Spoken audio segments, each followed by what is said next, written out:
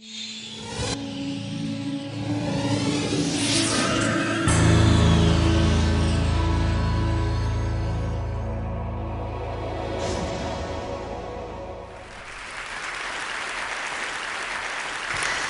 know, there's a small country nestled in the Himalayan mountains, far from these beautiful mountains, where the people of the Kingdom of Bhutan have decided to do something different, which is to measure their gross national happiness rather than their gross national product.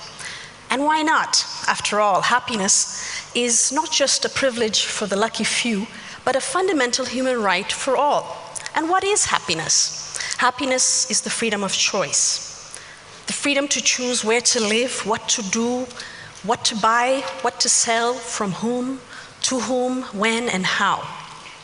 Where does choice come from? And who gets to express it, and how do we express it? Well, one way to express choice is through the market. Well-functioning markets provide choices and ultimately the ability to express one's pursuit for happiness.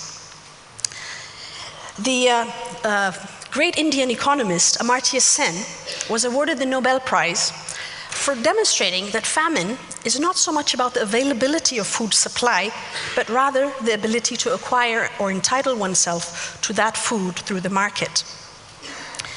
In 1984, in what can only be considered one of the greatest crimes of humanity, nearly 1 million people died of starvation in my country of birth, Ethiopia. Not because there was not enough food, because there was actually a surplus of food in the fertile regions of the south, of parts of the country, but because in the north, people could not access or entitle themselves to that food. That was a turning point for my life.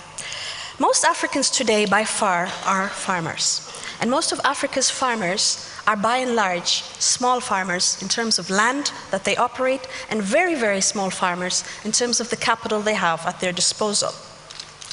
African agriculture today is the most undercapitalized in the world. Only 7% of arable land in Africa is irrigated compared to 40% in Asia. African farmers only use some 22 kilograms of fertilizer per hectare compared to 144 in Asia. Road density is 6 times greater in Asia than it is in rural Africa. There are 8 times more tractors in Latin America and 3 times more tractors in Asia than in Africa. The small farmer in Africa today lives a life without much choice and therefore without much freedom. His livelihood is predetermined by the conditions of grinding poverty. He comes to the market when prices are lowest with the meager fruits of his hard labor just after the harvest because he has no choice. She comes back to the market some months later when prices are highest in what we call the lean season, when food is scarce, because she has to feed her family and has no choice. The real question is, how can markets be developed in rural Africa to harness the power of innovation and entrepreneurship that we know exists? Another notable economist, Theodor Schultz, in 1974 won the Nobel Prize for demonstrating that farmers are efficient but poor, meaning in fact that farmers are rational and profit-minded just like everybody else. Well, we don't need now any more Nobel Prizes to know that farmers want a fair shake at the market and want to make money just like everyone else. And one thing is clear, which is, at least now we know, that Africa is open for business, and that business is agriculture. Over 2 decades ago, the world insisted to Africa that markets must be liberalized, that economies must be structurally adjusted. This meant that governments were to remove themselves from the business of buying and selling, which they did rather inefficiently, and let the private market do its magic. Well, what happened over the last 25 years? Did Africa feed itself?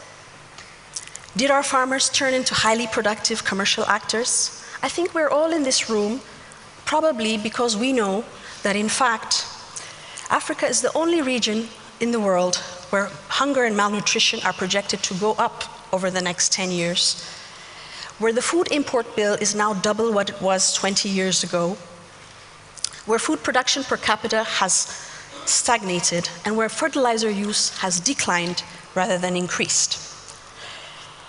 So why didn't agricultural markets perform to expectations? The market reforms prompted by the West, and I've spent some 15 years traveling around the continent, doing research on agricultural markets, and have interviewed traders in 10 to 15 countries in this continent, hundreds of traders, trying to understand what went wrong with our market reform. And it seems to me that the reforms might have thrown the baby out with the bathwater. Like its agriculture, Africa's markets are highly undercapitalized and inefficient. We know from our work around the continent that transaction costs of reaching the market and the risks of transacting in rural agriculture markets is extremely high. In fact, only 1/3 of agricultural output produced in Africa even reaches the market. Africa's markets are weak not only because of weak infrastructure in terms of roads and telecommunications, but also because of the virtual absence of necessary market institutions such as market information, grades and standards, and reliable ways to connect buyers and sellers. Because of this, commodity buyers and sellers typically transact in small circles, in narrow networks of people they know and trust.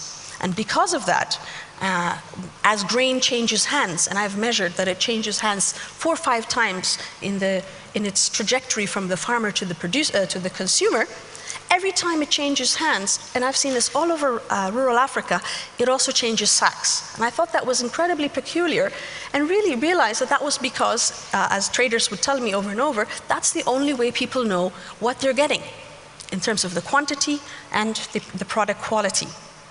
And that actually has huge implications for the ability of markets to quickly respond to price signals and situations where there are deficits, for example.